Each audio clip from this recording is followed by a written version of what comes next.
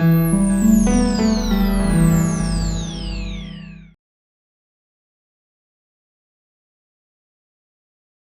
in a Pecha Kucha, you're not supposed to put a lot of words up. It's a lot of images. However, sometimes a series of words are worth 1,000 pictures, I find.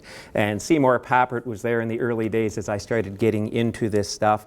And so I've listened to his philosophies and practiced some of what he speaks to throughout my career. So words with power. What I also know is that when I was younger, I knew everything. When I grew older, I found I knew less. Now I am old and wise, and I know nothing. And therefore, what I have learned to do in leveling up is to surround myself with young people who know everything. And on you go. The metaphor idea certainly is there in a Pecha Kucha, and the image of Mount Fuji in the distance is what we are striving for. The waves of change that come at us constantly are always there, and those folks in the boats are trying to row together, striving towards that same goal. I've moved from classroom think to system think, and that's a big shift, and it is hard work.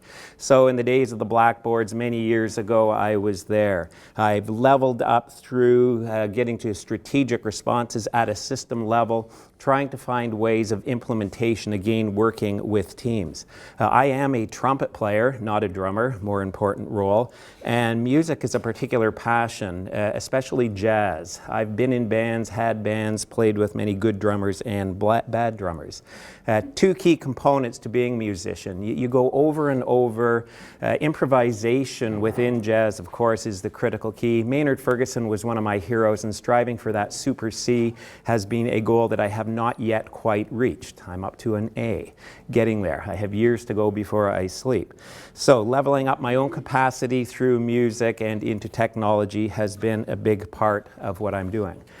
We don't have the crystal ball into the future. Things keep changing constantly. Change is ongoing and forever and has a consistent pace. Again, Seymour Papert was that person that taught me about the constructivism, about doing. Northrop Frye, another one of my mentors. I sat at the feet of a master who could mesmerize, and balancing the pieces between doing and listening was a big part of how I leveled up. The balance, the yin-yang, has been a constant in my career, figuring out how to go forward and yet retain the good elements of the past. There's that tension between progress and stagnation, and the pull back from those who aren't ready to move forward that sometimes has its own wisdom to it. Moving forward with intent while structuring your plans and bringing others along in manageable ways is critical when in leadership. System level thinking is often contrary to local level thinking and takes a while to get folks there. Budgets and balance, all of these things have to work together. It's only one budget, I say to people, and when we up the BYOD, we do a hit on that network capacity, and it costs money. 31 years ago, I was Alberta bound to teach in the far north of a very rural community. And I learned a lot of things about bear paws in the Peace River, bear prints, and moose hanging from people's lines. And the things that people did for a living were different. Technology came to that world almost instantly when I got there. And I learned to level up by getting technology as soon as it came out. I was the first one at the forefront.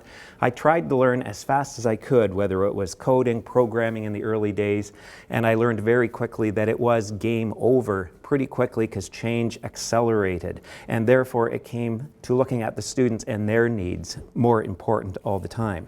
So, learning to improvise as you go along in the jazz world and in the world of education means learning to find the best in what's there and to work with those around you, whoever they are. Every year was different with the students that I had. And so in the early days as well, I learned a lot about chaos theory and that image of the learner as a node within a chaotic realm, every child being different. I wrote a master's paper several years ago where the metaphor of chaos theory represented the early world of the internet, and hypertextual learning came about. And so that metaphor also carried me forward. All the way along, people have been talking about save the day with technology. We can engage kids. We can do all this stuff because we have the technology. And I'll bet you everyone in this room learned very quickly not the truth. It's those learners in the classroom and their needs. So the tech is not the solution to the problem. It's the engagement in the learning itself that is more important. So sometimes you level down to common sense, and you identify what's needed on the basis of the students in your class. When asking students about what is important, they will tell you very clearly about why technology has an impact on their learning, if you listen to them. It's not the technology to the rescue in any formal sense, it's the technology woven into the learning and helping folks understand that. Kids want good teachers who know their stuff, not just the technology. We have in our board, as in any board, our current trends. And we move through those trends, and they're different this year from what they were last year. We have to learn what they are. We have to level up to understand the impact of what they can do for learning, and sometimes we have to abandon.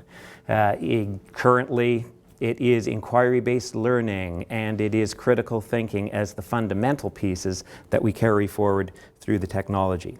These are the fundamentals. We have also had a history. You know, when you talk about leveling up, there is a past, there is a present, and there is a future. And don't worry about what's in this particular graphic. It represents where we've been in our board and some of what we're going. The DNA strand representing that attempt to shift a culture, because we've barely begun. After more than 30 years at this, I've barely seen us scratch the surface when it comes to the whole. We have folks who are on the forefront of learning, who are moving the whole agenda forward very carefully.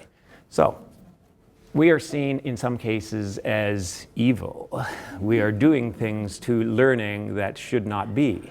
And how can we go to these places without true understanding? And yet infiltration has been a watchword that we have used in terms of getting the technology embedded into all areas of what we're doing in our classrooms, in our board. When somebody goes out to do a workshop on something that has nothing to do with technology, it has to be there. And so where we are even yet after so many years attempting this approach to change is in the early stages. We have the innovators. We have our literacy at school program in our board, people moving forward. We have that chasm, which I think we're still in. We're trying to get over. I want to get to that tipping point, but I don't want to get there until I know that we're doing it right. We have to be there with the right approach. And again, this is our Blueprints for Change process is an approach we're using at a system level to impact the whole system. This was just a very quick sketch out of all of the implications and all the touch points of trying to change the culture of a school. And this is a simple model in terms of what we're doing. And behind every one of those nodes is a person, a group of people moving it forward. The rubber band effect, you've probably been there, and I should have brought one with me, but it's taking that rubber band and stretching it out to a point where it doesn't stretch anymore and it snaps back and it hurts. Implementation is like that. When you try to move forward too quickly, you have the snapback effect. And yet, it is worth it. In the end, the rubber band does move forward. So back to the metaphor, Mount Fuji in the distance, where we are going as an organization, to me, is what's most important now. It's moving the whole together and taking what the innovators are doing and using that to help others understand, but certainly it goes beyond.